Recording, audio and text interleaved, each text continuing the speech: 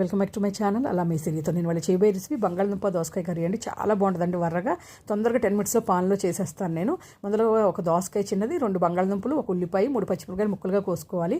దోసకాయను మనం చేదు ఉందామో చూసుకోవాలంటే కండ బాగుంది, నాకు ఇత్తనాలు పోయినాయి, అందుకని ఇత్తనాలు తీసేసారంటే చేదు ఉందని. తర్వాత ఆయిల్ కాగిన తర్వాత ఆవాలు, జీలకర్ర, వెల్లుల్లిపాయలు, కరివేపాకు, పసుపు వేసుకోవాలి. అల్లం వాడకూడదండి, కూరకి ఫ్లేవర్ మారిపోద్ది. ఓన్లీ వెల్లుల్లిపాయలే వాడండి.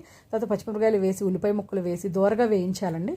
కొంచెం దోరగా వేగిన తర్వాత మనం ఆలు వేసి కొంచెం ఫ్రై చేసి బంగాళదుంప ముక్కలు, తర్వాత దాంట్లో దోసకాయ ముక్కలు కూడా వేసి కొంచెం ఫ్రై చేసి అప్పుడు 1/2 teaspoon ఉప్పు, 1/4 teaspoon జీలకర్ర పౌడరు, 1/2 teaspoon కారం వేసి మనం లైట్గా ఒక 1 minute 2 minutes వేపుకోవాలండి. తర్వాత చిన్న గ్లాస్ వాటర్ పోయాలండి.